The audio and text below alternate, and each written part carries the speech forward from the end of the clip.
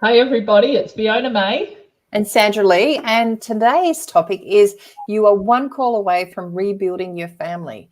We know how hard it is when you've gone through separation and divorce, not just for yourself, obviously it's super hard for us, but it's super hard for all the collateral damage in a way that happens to our relationships, the impact on our kids and the impact on our parents, the impact on everyone, even our friends. So we're just going to talk about how we can, and strategies on how we can rebuild our family. Cool. So we're going to share our slides.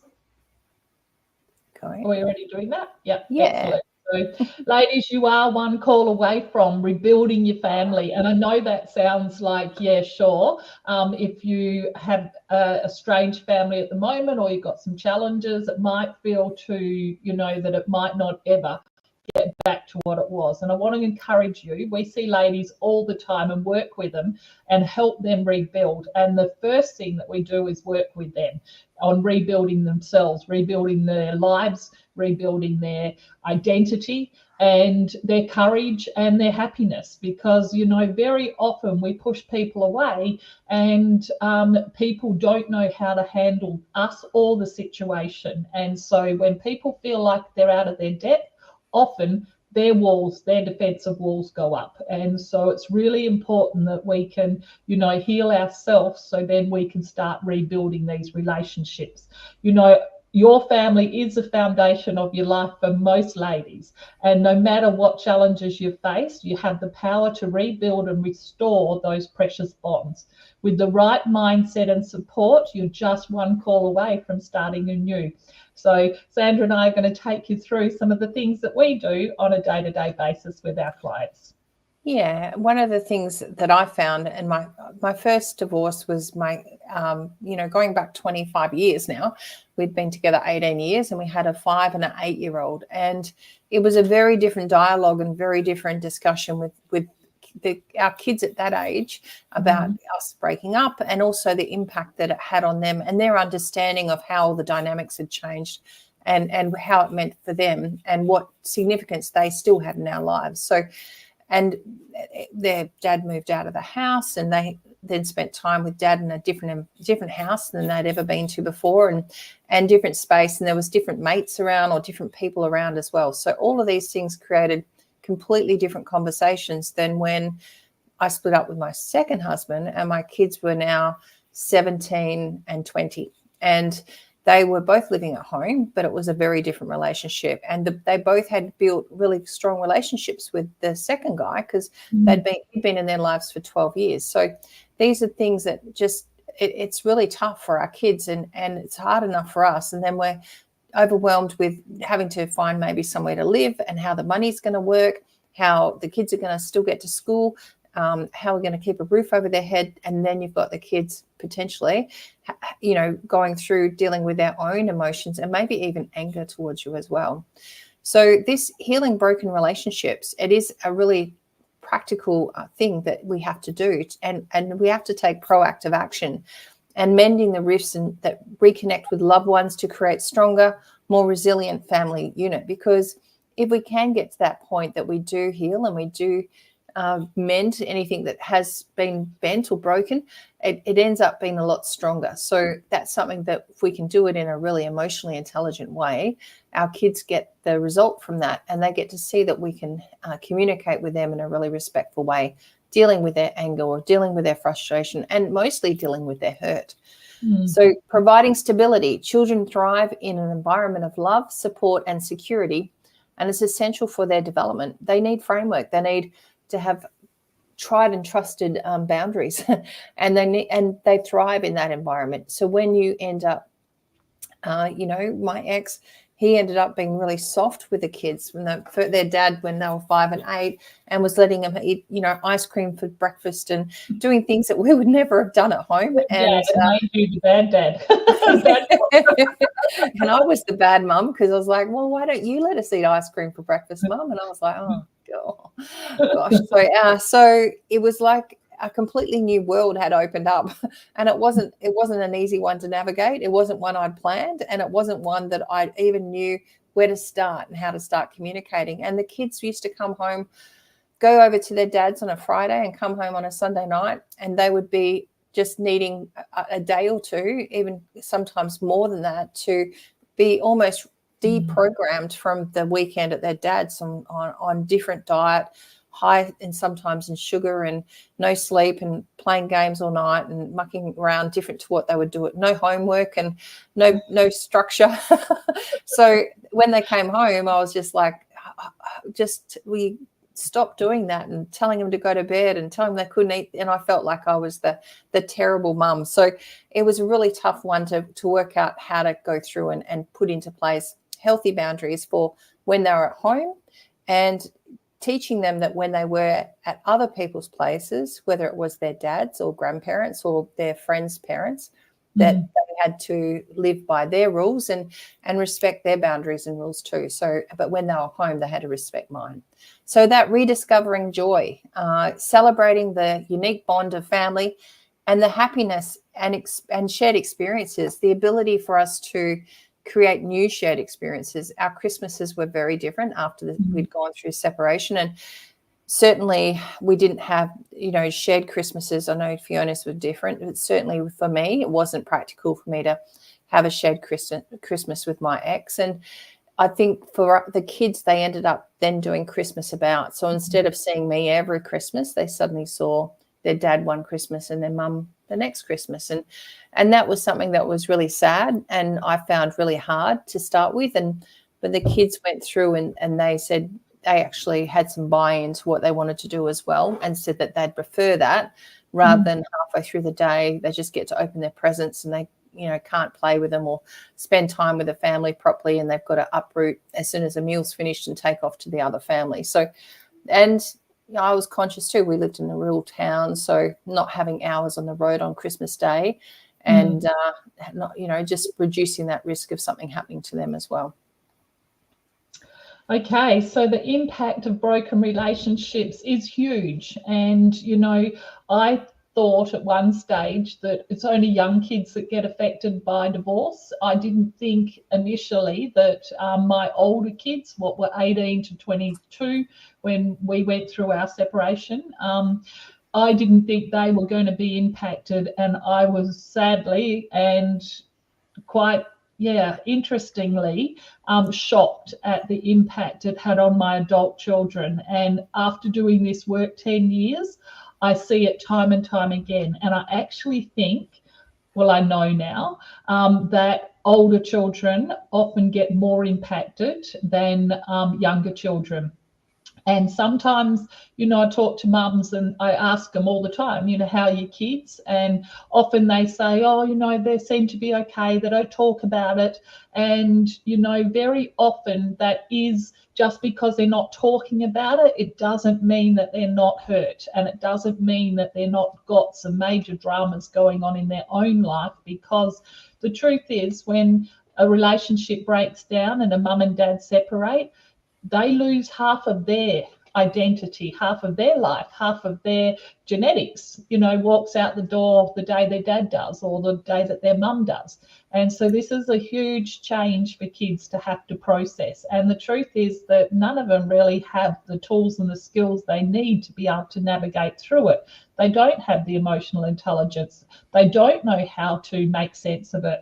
And for a lot of them, it really does hurt them right down deep at the core. This emotional turmoil is created by broken relationships because they can lead to a feeling of isolation, resentment, and deep sadness. And often they don't have the ability to articulate and speak up and be able to share that sadness. And what we also see is when a mum is really sad and hurt or angry and confused, the kids don't want to be sharing their feelings with their mum because they don't want to exacerbate that situation. So it leads to a lot of, everyone in the family walking on eggshells and not really communicating and being honest about how they're truly feeling. It leads to behaviour changes. Very often we see this. Children may struggle with anxiety, depression, or difficulty forming healthy relationships themselves because so often they are scarred. deeply emotionally right down at the core because of their parents' separation and divorce. Now, we're not blaming, we're not, attributing fault anywhere, because it just is what it is. Our message is always is to deal with whatever your situation is, and don't just sweep it under the rug, and to actually heal from it. And to heal from it, you need to grow beyond it. The truth is that it's very hard to try and navigate out of a situation that you got yourself into using the same tools and skills that got you there. The truth is that you always need to grow your mind, learn new tools and skills, and process the pain to be able to grow beyond it. And it's why coaching is so important, because unless you have a clear vision of where you're going to, it's very hard to get there. Lasting scars are often the result of our separation and divorces. So unresolved family conflicts can have a lasting impact, making it harder to trust and be vulnerable. And, we see a big difference in the kids that go through a separation and divorce where the parents are amicable or end up amicable. That's a very different outcome for those kids as to the kids whose parents continue to be in conflict or continue to have no relationship or to have a hostile relationship. And it does affect kids right down at their core as to how they're going to parent as a themselves, or how they are going to conduct themselves in a relationship. I was speaking to a client just the other day, and it was one of my male clients. I love coaching men as well, and he said that he's never trusted women because his mum didn't, when his dad left, his mum never got over the hurt and the pain, and she became bitter and cynical, and she had a distrust for men, and she didn't like men. And she always, she never got into another relationship. She just was really angry and bitter about the whole situation.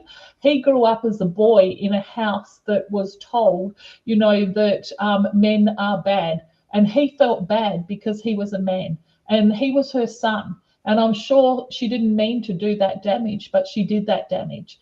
And this boy he's a man now, and he's never let down his guards and been vulnerable and allowed a woman to love him, because he feels like if his mum couldn't love his dad, or, turned so bitter against his dad, and he's just could never process that change and what happened in their family and mum's hurt. And he didn't know how to console mum because he just didn't have the skills and the tools to be able to do that. Yeah, we unfortunately see many women and hear from them, and many come even into our coaching programs and work with us. And at the start, that their stories are of a relationship that's become distant. They've got a daughter or a son or multiple children. One lady we know, we're working with her, she's got all four of her children have taken the sides of their dad, because they saw he was somebody that was hard done by or weaker in the situation, and they felt sorry for him. And they have refused to even talk to their mum and even hear her side of the story. They just have listened to him and felt for him, and felt their mum was so strong and tough, and was this tough front, not tough heart, tough front, that she could have coped with everything. Yet her story is that she was enduring domestic violence for years. The kids never saw that, and they have no idea. And she doesn't want to tell them that because she doesn't want to, break their hearts of what their dad's done to her as well. So it's a tough gig, and it's a tough situation. Every single situation we've heard has been really different.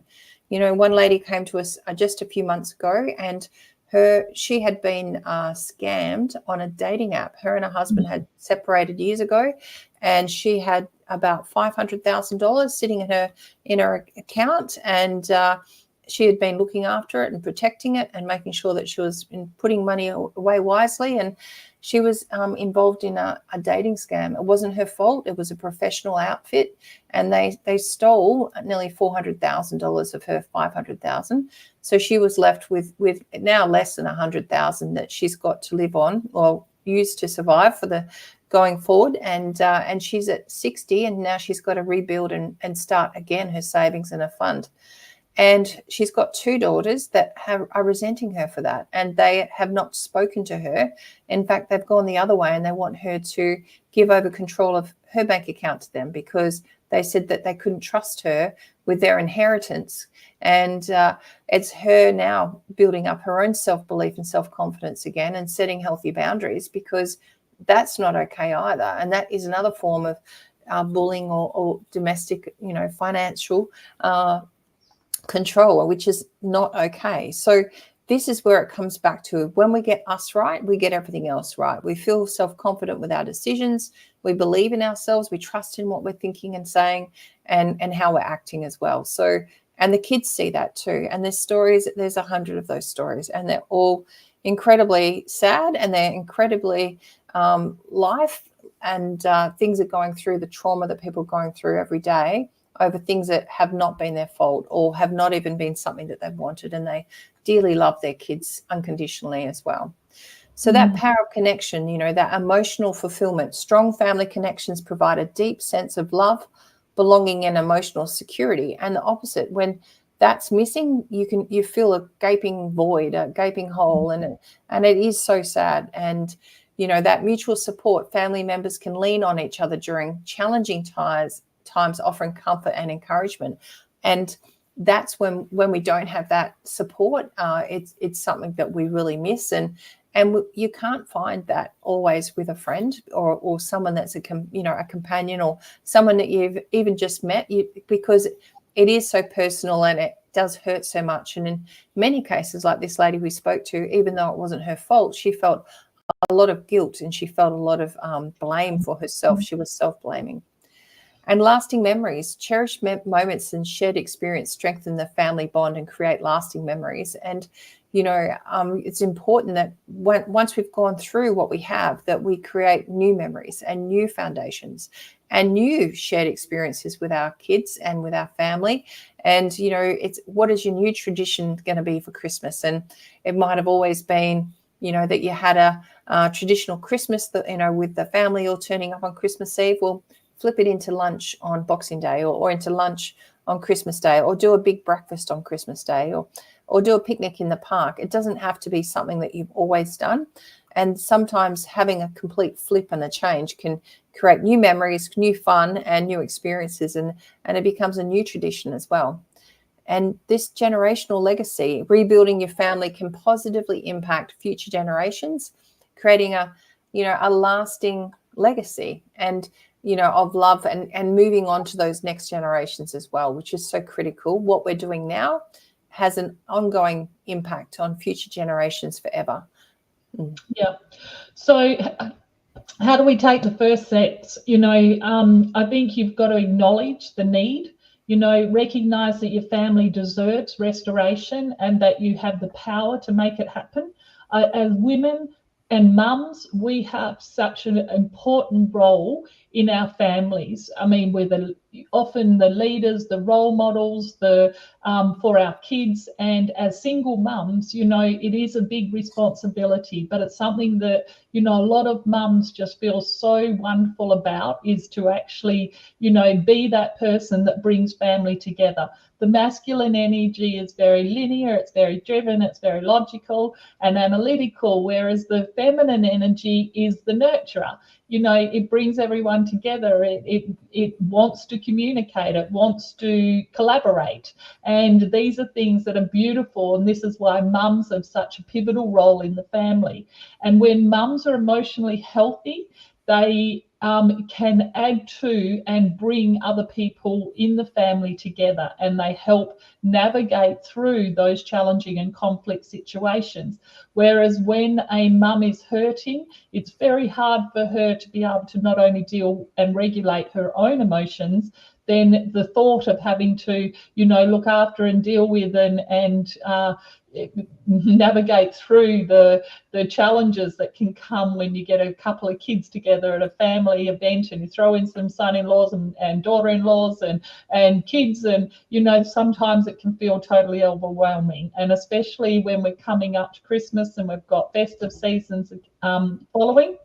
We always say to people that it's a great time to do your personal development.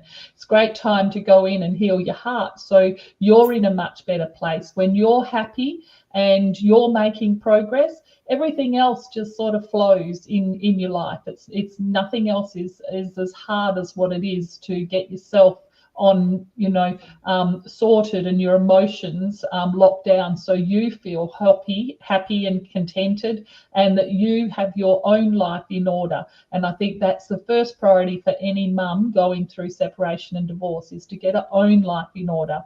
This is where you can reach out for support. Don't be afraid to seek guidance from counsellors, support groups, and trusted loved ones. I would recommend there that this is deep healing work that needs to be done, and having a divorce recovery coach who is experienced in these things and who can guide you and actually give you good advice. One of the things we always do with our ladies who are estranged or have challenges with their kids is to give them the advice that is going to get them the best outcome. And often at first, while they're hurting, it is don't make contact. Don't ask for anything from your kids. Don't be disappointed. Don't, be telling them that you're unhappy with them. All of those things actually jeopardize and they sabotage your relationship. So we've got to get you right and get you in a good place, and then have the confidence to be able to make good decisions as you go forward to rebuild those relationships. This is a journey. It's not going to happen overnight for a lot of people.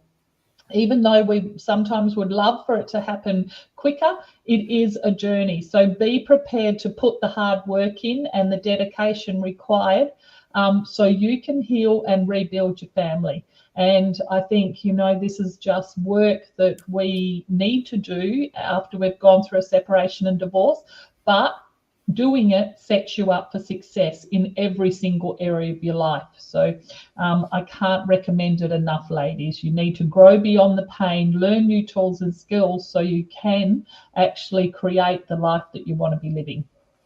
And sometimes it's teaching ourselves just to pause, pause before we respond, pause before we come back with how we're feeling or a negative retort.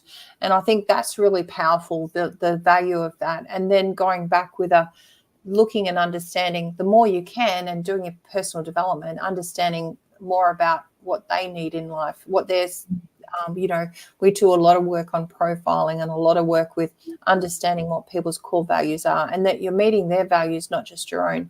And that's something really powerful, and using language in a really positive way. And, my kids, when they were really little, would come home and say, or even as teenagers, Dad had done something, and I would, and they were complaining about something, and I would agree with them and go, and yeah, it was my chance to, say something negative about their dad, and they were letting me in a way, but then they stopped coming home and telling me anything negative. So I learned to always, whenever they said anything, oh, Dad did this or Dad didn't do that, I would just go, oh, how did that make you feel? And, well, what showed up for you? And, well, okay, well, what are you going to do now? Or how are you going to respond to that?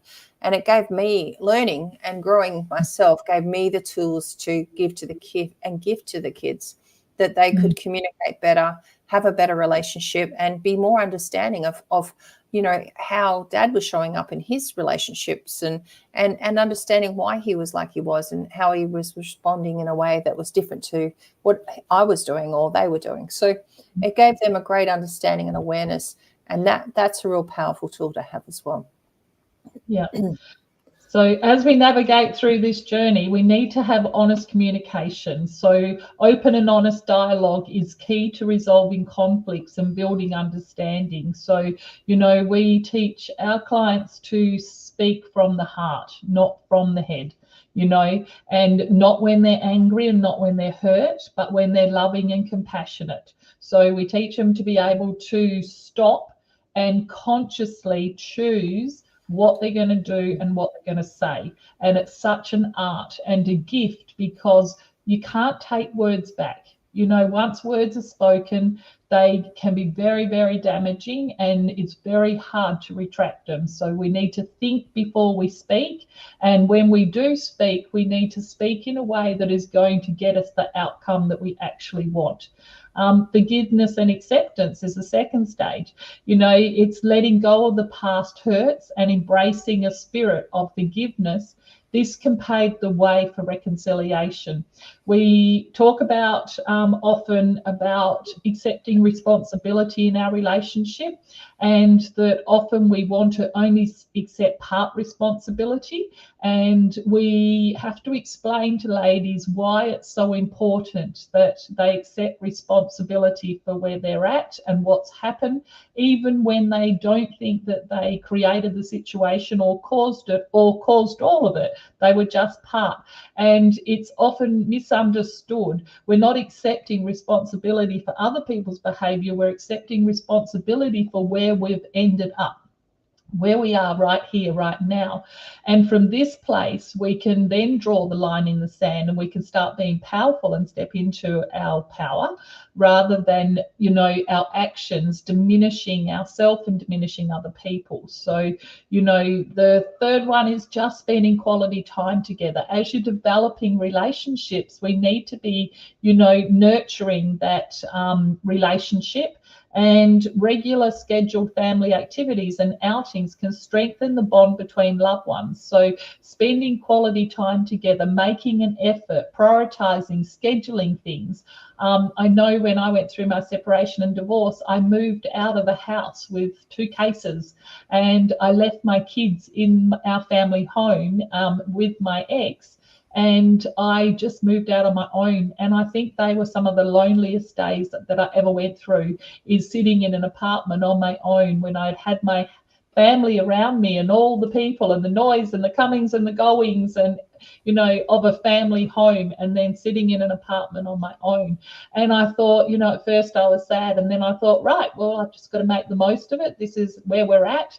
And I started scheduling, weekly teas, weekly catch-ups, activities, and, it just became a fun thing that we could all look forward to. So, divorce changes everything, but you have the opportunity to create new things, new traditions, and new, memories as a family if you are, prepared to make the most of the situation. Let go of your pain, put it down, and look forward to what you can actually create, because you can rebuild and life can get better, and you can, become a stronger, wiser woman in that process.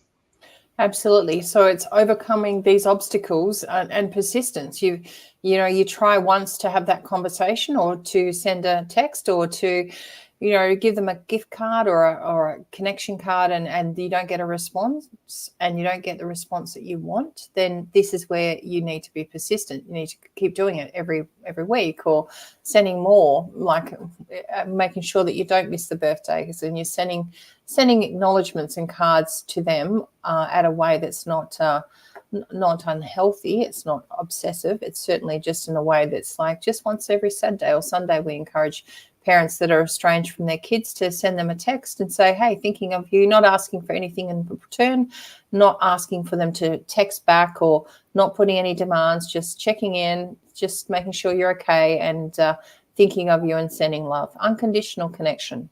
So that persistent, remain steadfast in your commitment to rebuilding your family, even in the face of challenges. And empathy, strive to understand each family member's perspective and needs, fostering greater compassion. I was like, I was expecting when I separated from my ex that, the whole family and everyone will just agree with me and just do exactly what I had done, because, that was the way I would have done it. But they didn't. They stayed connected and didn't really have a grudge with him. And, well, it was my relationship, not theirs. And they were very sympathetic and empathetic to him. And I was like, oh, okay. So that was something that I had to navigate around as well, and learn not to say anything negative about even him or them to each other, because they were all in their own rights to make and have their own relationship with each other in their own way. And being resilient, the ability to be able to understand that perspective of where everyone's at, and to hop back up when you get back on that horse each time something comes up, and each time that you are faced with something that didn't quite go right, a connection that you got a comment or a text back from one of your kids or from one of the family members, and you didn't quite expect it, and it sort of put you on the back foot again. And then it's about you leaning back, pausing, and considering how you're going to respond if you respond, and coming back in with love as well. Gratitude and love are the key to bringing things back into perspective and keeping things in a really healthy place as well. Yeah. So celebrating renewed relationships, you've got to cherish moments, savor the precious time spent with loved ones, and create new lasting memories. It's always lovely to get everyone together. And what we can do is check in with ourselves before we go to an event. Make sure we haven't got, our head getting caught in our head, overthinking, stressing about things. Just being able to show up as our best self, and being able to navigate any situation without going into a story or old past patterns. Express gratitude. I've always found that instead of having expectations of how everyone else should behave, just be grateful that we get the opportunity to spend time together. So swapping our expectation for our gratitude. So appreciate the hard work and commitment that went into rebuilding the family bonds, from everyone. Sometimes it takes a lot of courage for people to show up and to, come to family events, and everybody's got their own stories going on. We have introverts, we have extroverts, we've got people who love celebrations and family, and we've got people who it's probably the worst thing that they can ever imagine doing, but it's everybody's different. So we just got to just try and make it as easy for everyone as possible. And we always try and do no drama, or the least amount of drama at an event. Inspire others, share your journey and encourage others. Be the best person you can be. Don't get in the corner bitching and things like that. Just let that stuff go and focus on, the good and love and celebration and family when you do get together. I know could be really hard, ladies. I know everyone wants to be, loved as a mum and adored, and have their kids happy and healthy. I think that's our aim. And, the truth is there is no rule book. We weren't shown how to do it. Most of us were given very limited training in being a mum, and we're also being given limited training in being able to negotiate conflicts or, build healthy relationships. So these are things that I really encourage you to seek out and teach yourself now, because, you do have the ability to be able to mend a lot of these brokenness from all the people around you, but you've got to rise above it yourself, and you've got to do it first for yourself. And that's why I think it's such a wonderful opportunity for us to heal and grow and embark on this new journey. When a mother heals, she can heal her whole family. I know this is true in my core, and this is why I do this work, is that I hate to see people suffer. And I know that mums, all of you ladies, are such an important part of your family, and I want to encourage you to keep up with you